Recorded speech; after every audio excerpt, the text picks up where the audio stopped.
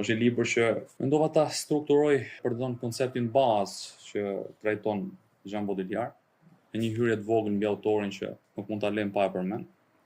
Një strukturë bazë në fund kam nda një tip aneksi ku mund të diskutojmë gjithë, pak a shumë konkluzionin e kësaj, sepse vetë autori e le pa përgjigje gjithë, pra thjesht bën analizën ose konspektin e gjithë teknologjisë komunikimit, e themi kështu, por e lëm pa një e lëm më tepër në trajtë retorike. Një fjalë rreth autorit Jean Baudrillard, një ndër sociologët ose filozofët më të rëndësishëm të kohës vet, i cili ka kryer studime kryesisht kulturore dhe është marrë kryesisht me teknologjinë e komunikimit, median, mass median dhe gjëra të tjera. E gjithë linja e veprave të tij, e punëve të tij, eseve të tij, ka trajtuar vetëm këtë. Pra, le të themi, i gjithë fokusi i punëve të tij është marrë në thelb me këtë gjë. Vlen për të përmendur një fakt tjetër rreth autorit, gjatë kohës kur ishte lufta në Bosnjë, kanë qenë ndër të paktit, por mos me thënë ndër të vetmit në Perëndim, që ka bërë ese qarta publike në lidhje me genocidin e ndodhur në atë kohë. Ai është shprehur qartë për hipokrizinë ose dobëstandartin e përdorur dhe në atë rast për masakrat e kryera ndaj bosnjakëve.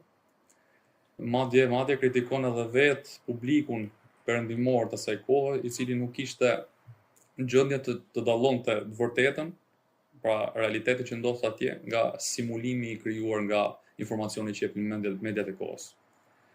Kulminacionin e këtij debati ka pasur, e harroj emrin, me një zonjë domethënë që pretendonte se ishte kryesorja që udhëheqte politikat e kohës. Dhe me një farë sarkazme ai i shkruan ndër të tjera që jeni duke pritur godon për të pranuar diçka që është eminente, pra një genocid i hapur, i gjakderdhë që po bëjnë ato në Bosnjë. E pashtë si obligim moral për ta përmendur këtë rreth autorit, se besoj që ishte një informacion që nuk di. Ndër veprat kryesore, pra përsa i përket teknikave të komunikimit, vepra e parë është sistemi i objekteve në 68-ën, dhe ku vazhdon pastaj në të njëjtën linjë me shoqëritë e konsumit, në hijen e masave të heshtura, po në 78-ën, dhe me kulminacionin e tij me simulakrin dhe simulimin. Amerika dhe shumë vepra të tjera, po linja e kësaj kategorie ishte kjo. Këto ishin kryesore. Mendoj që sqarohet ky libër mund t'i themi dy fjalë më përpara për sistemin e objekteve, duke qenë se kanë qenë dhe fillesat e idesë të tij, dhe mendoj dhe gjykoj që na ndihmojnë më shumë për të elaboruar tezën e tij.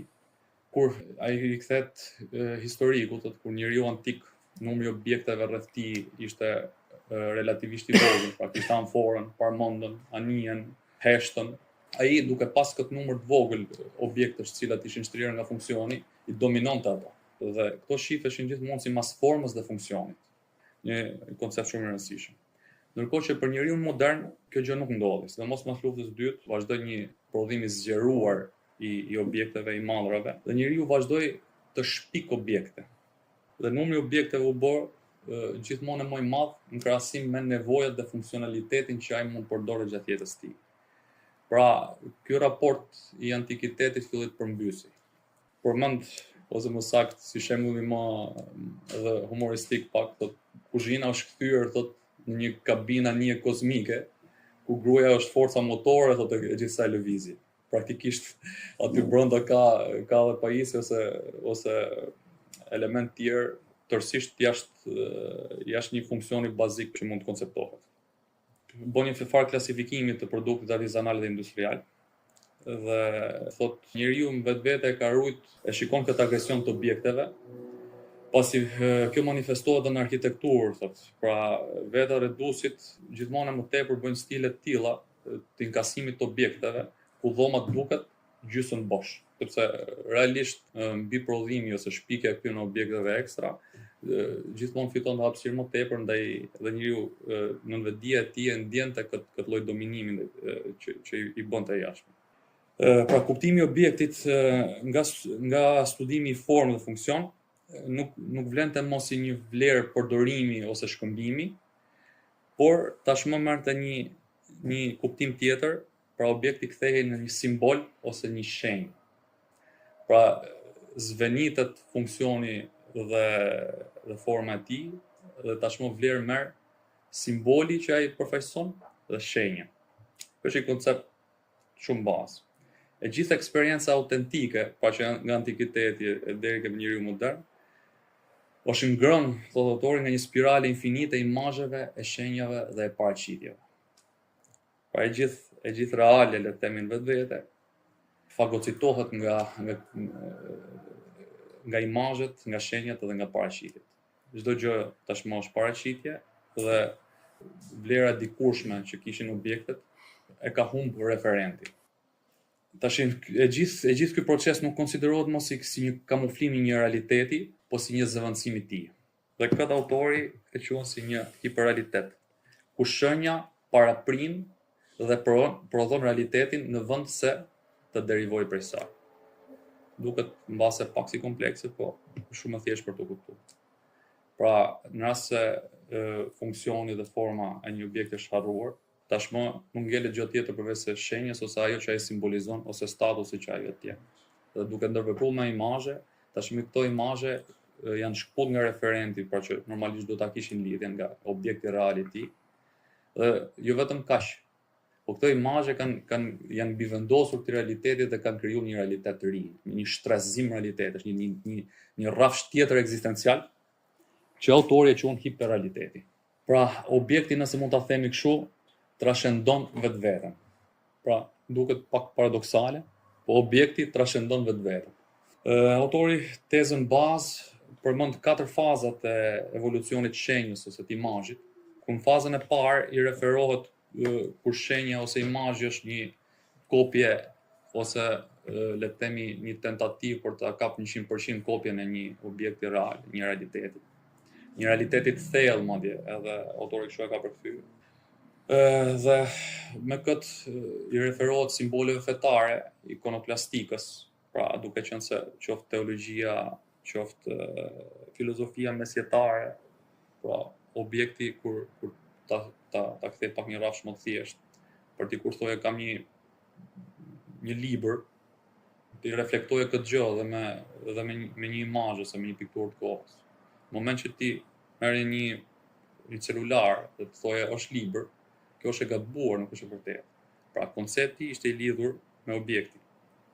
Pra kishte një korrespondencë midis konceptit të realitetit dhe shenjës me realitetin, ku objekti dhe intelekti dhe koncepti dhe objekti ishin ndërthuar. Pra vërteta dhe e gabuara kishte kontakt me realen për ditë, ndërvepronte me realitetin. Pra faza e parë që mos largohemi shumë ishte ku imazhi, pra shenja, është kopja autentike e një realiteti. E themi sa do si sofistikuar të jemi, bim dakord gjithë se s'mund të jetë 100%, por ama ka një referent, ka një objekt real. Fazën e dytë, autori quajn ku shenja maskon ose shtrembron realitetin. Pra, le të themi kjo distanca midis realitetit dhe imazhit, në rast se kur qëndrohet besnik siç ishte në fazën e parë, fillon kjo distancë bëhet akoma më e madhe. Diferenca në fazën e dytë është që ky shtrembrim i realitetit vjen si pasojë një egzagjerimi që i bëjmë asaj, ose qoftë një përmirësimi. Në rast tjetër autorë të ndryshëm thonë që ta shtrembrosh realitetin ose ta bësh më të mirë se ç'është, do të thotë ta mohosh atë. Pra ta bësh më real se realja. Një shprehje që besoj e kemi gjuar gjithë shpesh. Këtu futet pak për ta ngacmuar pak kujdesin, edhe ajo që thot Platoni, pra arti është më larg realitetit, thot, sepse arti është një kopje e kopjes. Siç besonin grekët antik që realiteti është përtej kësaj bote ku ne jetojmë, pra vjen nga Plutoni, thonë ata atëherë, dhe kjo botë nuk është gjë tjetër vetëm se imazhi i saj, refleksi i saj, dhe arti që prodhojnë njerëzit i gjeneruar është një kopje e kopjes. Pra në sinkronizim me këtë dhe faza e dytë në vjet përgjithshme këtë nuk kupton. Faza e tretë e evolucionit të imazhit, shenjës, është kur imazhi nuk ka lidhje me realitetin, pra po maskon mungesën e një realiteti. Pra një iluzion që fsheh boshllëk.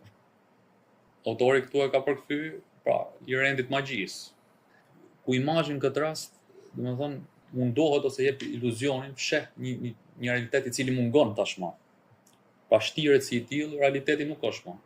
Po iluzionet ta jep sikur është e tillë. Pra, një tentativë po prapë shenjave, thot autori, thot për ta rekuperuar realitetin.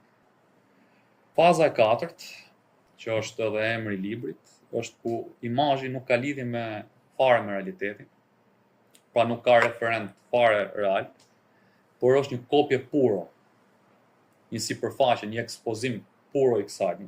Ajo që autori e quajnë simulakër, pra një sipërfaqe e pastër, le të them kështu. Ku simulimi dhe shenja pra nuk ka një referent real. Dhe gjithë ky, unë po e quaj rrafsh ekzistencial i ri, që i mbivendosis realesh, nuk mund funksionojë tjetër vetëm se një bashkësi përcaktimi që autori ka quajtur hiperrealitet. Ku tashmë imazhi, shenja, simboli krijojnë vetë një realitet vetë. Pra, këtë gjë e shohim për ditë për ta ilustruar, ku i gjithë mediat, i gjithë televizioni, i gjithë rrjetet sociale, ose qoftë opinionistët nuk japin më një version real të asaj që paraqitet, po gjithmonë një version filtruar, ku nuk përjashtohet as manipulimi, as një ndërtim ideologjik sipas formës ose strukturës caktuar. Pra, objektet trashëndojnë esencën e tyre dhe marrin një kuptim tjetër. Konsumizmin vetvete, që ta lidh pak edhe me një shoqëri e konsumit, një libër tjetër që e ka bërë, po këto i ka si leitmotiv autori, përmend shpesh edhe këtu. Konsumizmi futi konceptit e simbolit dhe shenjës si blerje në funksion utilitaritetit. Pra çfarë nuk kupton, në shembull më banal, ku një person me një makinë luksoze të mirë, moment që ti e shikon atë, impresioni i parë ty nuk është se të vjen që ky si automjet, le të përmendim këtu një Ferrari ose një Cadillac. Ky si automjet ka një histori brapa, ka një zinxhir prodhimi që ka ardhur, ka një eksperiencë të tërë që ka arritur deri në atë pikë. Por ama tregon për statusin social i cilin e ka personi i cili i drejton. Dhe gjithë kur shohim një makinë të mirë dhe dikush që i drejton, automatikisht ndërgjegjja jonë, subkonsciencia jonë, mendja jonë shkon te një person i cili ka status social. Ndërkohë që mund mos jetë reale kjo. Ai mund ta ketë vjetër makinë. Atë makinë mund ta ketë vetën fare. Por më implikimi logjik, ajo që vetë ndërgjegjja jonë na thret, është pikërisht te ky funksion utilitar që ka ky objekt. Dhe këtë e trajton më së miri dhe autori. Zmaterializimi i objektit në favor të një kuptimi që i jepet nga një rrjet relacionesh që ndërtohet rreth objektit. Kjo e thon sipas fjalëve të autorit. Pra, unë e konkretizova me shembull deri diku banal, po kjo është. Pra, i gjithë objekti në formë e funksion si një objekt me vlerë përdorimi dhe shkëmbimi, sipas teori këto shumë vjetra të ekonomisë. Tashmë ushën të ekzistuari, sepse e gjithë marrëdhënia me objektin jepet nga një rrjet relacionesh që ndërtohet rreth tij. Teza bazë që nxjerr autori këtu është që e vërteta është e shkrirë dhe nuk bëhet fjalë që ne demaskojmë ose demontojmë ose të çjerrim maskën një gënjeshtër të madhe që po tenton të manipulojë. Po autori thotë gjë më fatale. E vërteta ka humbur. Pra, është tretur brenda simulakrës. Pra, është fagocituar nga hiperrealiteti, nëse mund shprehim. Ky univers shenjash autoreferenciale. Pra, imazhi tani imponohet.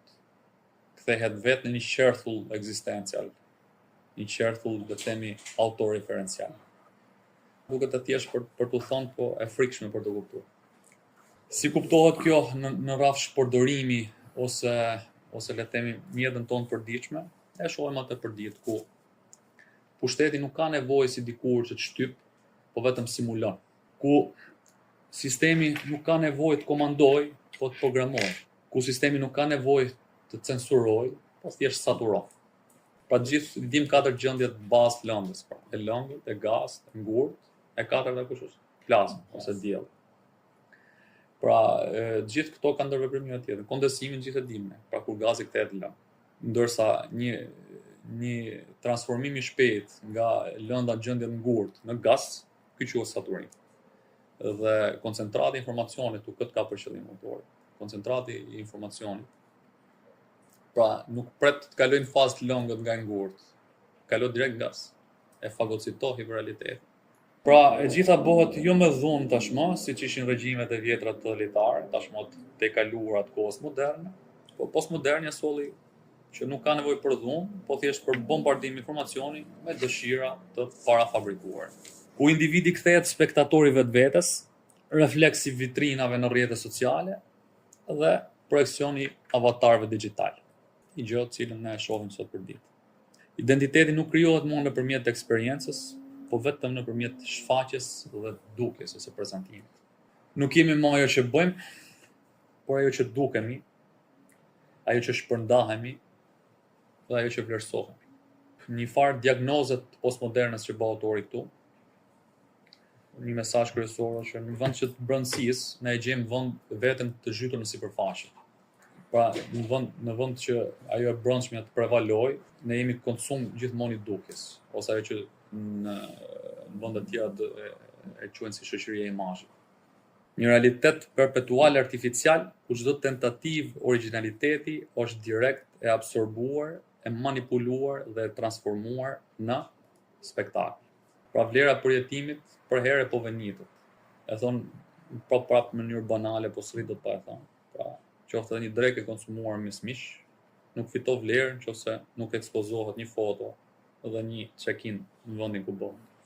Pra në vend se të shijohet përjetimi i kësaj, që të marrë vlerë se s'bën duhet ekspozohet.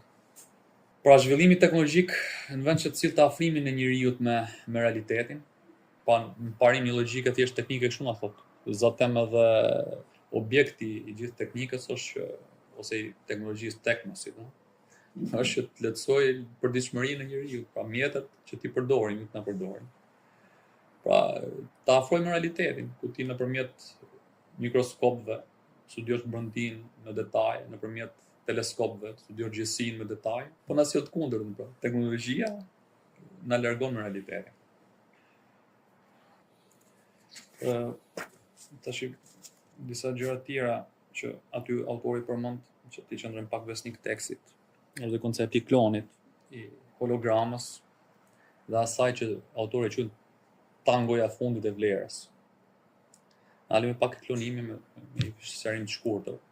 Pra jo thjesht si koncept i Deles Dolly, që eksperimentit famshëm që u bë dikur, edhe pastaj ata shuan dhe telenovel famshme të midis trevave tona. Pra klonin konceptin e Baudrillard nuk përfaqëson më kopjen identitare të real, pra një kopje identike domethënë të objektit, po një gjë krejt tjetër. Pra, nga sa u tha më sipër, që objekti fiton jo vlerën reale, domethënë së shkëmbimit, po vlerën utilitare të saj. Pra dhe kopja tashmë nuk ka domosdoshmëri që të jetë kopja origjinale, po diçka më tjetër, më tjetërsuar. Shembull për këtë e kemi për përditshmërinë tonë. Një çantë origjinale e X stilisti vjen nga Kina duke u përpjek identitetit, po komplet tjetër. Madje për arsye të çmimit të ulët që ka, ajo mund bëhet më e pëlqyeshme.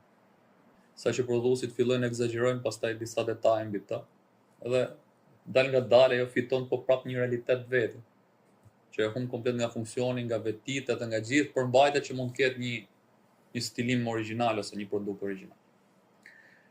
Pra, ky replikim le të themi degradues, pra autori këtë nuk kupton me klonimin. Po prapë kopjet të një pasnjëshme, po të cilat e kanë humb referentin. Dhe si pasojë e shfaqjes ose pjesëmarrjes në realitet ose në brendësinë e simulakrës, do tashmë vazhdojnë edhe edukojnë konsumatorët. Pra, vazhdojnë me prodhojnë një realitet të ri. Shembulli më i thjeshtë që më vjen mend është kjo e firmatove fallse që mjafton pishi kafe nga blogu, ta shohësh këtë gjë. Pra njeriu tenton gjithmonë drejt tyre, pa çfarë kokën domethënë, për vlerën autentike që ajo ka. Kapitulli i dytë, ose shumë gjëra ka, po i kaloj rishtasi edhe për arsye të kohës. Pra, hologramës. Kjo është gjë interesante. Në opinionin tim modest, është e ardhmja ose stadi tjetër i nivelit komunikimit. Pasi vetë njeriu, pra, këtë ngacmim që ka nga imazhet, do vi një stad të ngopje dhe që mos largohet nga qertulli ku bëjmë pjesë e gjithë sa më lart. Na duhet një alternativë tjetër, më eksituese. Dhe autori ka shumë bukur këtu hologramën si një tentative imazhit për të materializuar. Duket pak e çuditshme. Holograma në pamje të parë duket si një përpjekje hijes për të marrë objektin. Pra duket sikur imazhi tashmë ngrihet në dimension dhe tenton të marrë përmbajtje, të marrë formë. Mirë, po autori na bën thirrje që mos mashtrohemi nga kjo. Sepse dimensioni i tretë që holograma ka është fiktiv, pra nuk është dimension real. Dhe po prapaj 2D, pra me dy dimensione ngelet, imazh ngelet. Sado përpjekjes për të sintetizuar një objekt real. Tashmë që unë mendoj që kjo do të jetë faza e ardhshme e komunikimit, e gjithë ku dallojmë këtë. Pra i gjithë programimi artistik ose kinematografik, le të themi, që është më i famshëm, forma e artit më e prekshme të gjithë. Po fillon her pas here dhe jep sinjale drejt kësaj. Ato që më rritës më kujtohen mua është Kingsman 2, ku asnjë njeri nuk ishte në tavolinë mbledhje si kjo, një grumbullim si ky. Pra ishin vetëm disa të pat shtrirë në pozicionet ku ju jeni. Dhe me tërën një klikim të syzeve u shfaqën gjithë. Aq më tepër që një periudhë që ne kaluam si Covidi që na domestikoi për të punuar work from home, pra që nuk e shohim nevojën e kontaktit real, pra një grumbullimit në mezhlisin, ku për ne si musliman, pra ky grumbullim nuk ka thjesht vlerë ontologjike, se ne jemi këtu dhe të tjerë janë atje. Pra ka i vlerë transcendentale. Pra përveç përjetimit që ne kemi këtu, shpresoj dhe në mëshirën e Allahut. Kinematografia tash jep sinjale të vazhdueshme për kësaj, dhe duke qenë arti më pionier ose më avangard, më pararoi çfarë mund ndodhi më mbrapa, mendoj që kjo mund të jetë. Një film tjetër që më kujtohet, që ta lidh prapë, është Ready Player One, ku gjithë shoqëria aty tregohet si geto, që ato praktikisht nuk bonin një jetë reale, thjesht mjafton të vendosin syzet simuluese të 3D-s, madje që aty shprehen që çastet më të lumtura të 24 orëshit ishin ku ata ishin brenda lojës që luani. Një lloj simulakre kështu, në miniaturë. Kam bërë një maket për të treguar këtë pjesën e hologramës, pasi thash që studentët kanë pas me merak. Mjafton thjesht një eksperiment i thjesht për difraksionin e rrezëve të dritës, dhe kjo të jep imazhin sikur realisht po materializohet. Ndërkohë secili mund të kalojë dorën aty, domethënë, edhe e shef që është thjesht një gënjeshtër e radhës. Për sa i përket asajt, Tangoja e fundit e vlerës, një titull shumë i bukur, ku aty autori përmend degradimin e universitete, pa që në të thënjishin me intuit shumë të mirë. Ai i sheh ato tashmë thjesht si godina ose institucione të cilët kanë humbur kuptimin e qëllimshmërisë tyre, ku vetë zatem kuptimet kanë humbur, janë tretur në simulakër. Dhe ajo thjesht vazhdon si një industri ose një le të themi një zinxhir prodhimi i disa diplomave, si shpreh edhe autori vetë, domethënë, të cilat nuk janë të lidhura me asnjë lloj kuptimi, dhe thjesht me një funksion utilitar ose funksional të momentit. Dy koncepte të cilët nuk mund të lëm pa i përmend që i trajton autori këtu, janë implozioni, që Elvis Hoxha i ka përkthyer si shpërthurje, dhe deteranca, ose autori këtu ka përkthyer si përbindje. Pra, implozioni çfarë nuk kupton? Një terminologji që Baudelaire përdor për të kuptuar kolapsin e kuptimeve. Kolapsi i kuptimeve, thotë si pasojë e këtij ndërveprimi që ne sapo folëm deri tani. Shembull për këtë janë informacionet eksesive që marrim gjithë cilin për nesh, pas simulimi informacioneve që marrim gjithë. Qoftë edhe këto show të reality TV, cilët tashmë jo thjesht mundohen pra një inkubacion, një eksperiment miniatur, një eksperiment miniatur, po le të themi kanë krijuar një realitet vetë, ku njerëzit ndërveprojnë me ndjesitë e tyre aty brenda, krijojnë situata fiktive të merzgjizuar etj, dhe veprojnë si një botë paralele miniatur aty në kamat ku gjithë ne jemi spektator. Implozioni praktikisht është, gjithë kanë humbur kuptimet, sepse aty brenda s'ka nevojë për kuptim, që duhet të ketë kuptim. Dhe deteranca ose përbindja, që kjo diçka tjetër. Pra kuptimi këtu nuk shkatërrohet, po vet humbet origjina, le të themi, ose neutralizohet ose shkatërrohet shkakësia origjinare e procesit. Për shembull, për ta konkretizuar këtë, se mase mund duket e vështirë, pra kamerat e sigurisë. kamerat e sigurisë kudo vendosen, vazhdohen vendosen dhe do të vendosen. Dhe çfarë bëjnë? Thjesht fotografojnë dhe gjithë ne i mbajmë për kur të ndodhi një krim, ta kemi të dokumentuar. Ndërkohë që funksioni i gjithë sigurisë, konceptit sigurisë, nuk është ky, është parandalim. Pra vetë sistemi monitorimit e ka humbur kuptimin origjinal të shkaksisë sepse është krijuar. Pra thjesht vazhdon të përdoret në çertullin e hiperrealitetit, le të themi kështu, e mungesës kuptimeve. Kjo do të jetë më saktë. Disa shembuj që duhet me i përmend.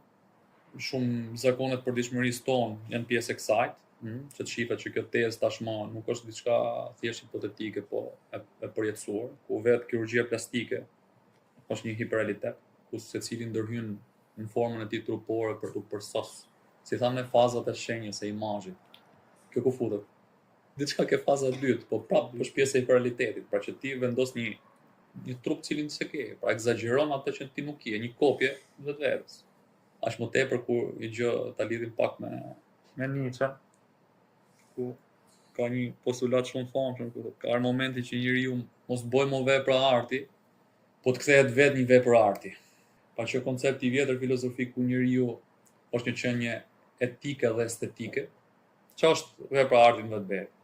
Pra është një imazh, një dukje, një jashtme, e cila vetëm të nëmit, të jep një funksion nëmitës, le të themi. Një gjë pa përmbajtje, pa të brendshme. Pra, njeriu nuk ka vetëm këtë, ka edhe atë që quhet etika, pra e brendshme, nuk ka vetëm të jashtme. Dhe ai thotë, ka ardhur momenti që njeriu mos prodhojë më vepra, po të kthehet vetë. Dhe kirurgjia plastike më duket se është fikse ajo që e ka pas me intuit vite më parë. Ajo që lash për në fundun, do të themi që edhe si objekt diskutimi. Pra vetë autori nuk jep një zgjidhje të kësaj, po te kapitulli i fundit mbi nihilizmin, i jep një farë versionit vetën të vakët, do thotë pra heshtja është zgjidhja e simulakrës, pra refuzimi i pjesëmarrjes ose padukshmëria, refuzimi për të marrë pjesë në simulim. Pra i farë bojkoti i gjës. Pra sepse vetë autori këtu e shef si në 181 si simulakrën si një fakt kryer, do të thonë edhe si një gjë për masave të pashmangshme.